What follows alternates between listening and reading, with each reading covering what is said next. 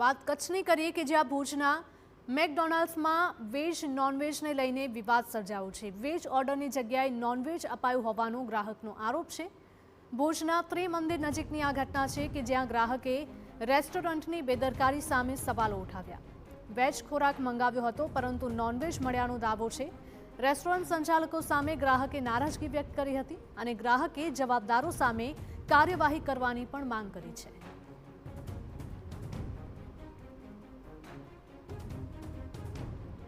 છે કે આજે સાંજે અમે અહીંયા મેકડીમાં ઓર્ડર લેવાલો પાર્સલ મંગાવ્યું હતું। એનું બિલમાં વેજ જ ઓર્ડર કરેલો છે અને બધું અમને આમાં નોનવેજ આપી દીધું છે। રેપિંગ છે અને આ એક પીસ આર્યો બરોબર। અને હવે મારી એક જ છે ગ્રાહક સુરક્ષામાં ફરિયાદ કરીને આને બંધ કરાવવું છે। ભુજની અંદર 70 થી 80% મહાજન પબ્લિક છે, કોઈ નોનવેજ ખાવાવાળી પબ્લિક ભુજમાં છે જ નહીં। અને આવું તો કેટલાના ઘરે થયો છે, જેને રેપિંગની ખબર પડતી હશે એને જ ખ્યાલ આવતો હશે, બાકી કોઈને ખાવાથી ખ્યાલ નથી આવતો। અને મારી 5 વર્ષની દીકરી છે ને એને ખાઈ લીધું છે। ઘણાના ઘરે ન ખાતા હોય નોનવેજ, બધા વેજ હોય, એના ઘરે જો નોનવેજ મૂકી દે નાની દીકરીઓ કે એને કાંઈ ખબર ન પડતી હોય એ તો ખાઈ જ લેવાના છે। એને અંદરથી જોઈને થોડીને ખબર પડશે આ વેજ છે કે નોનવેજ છે।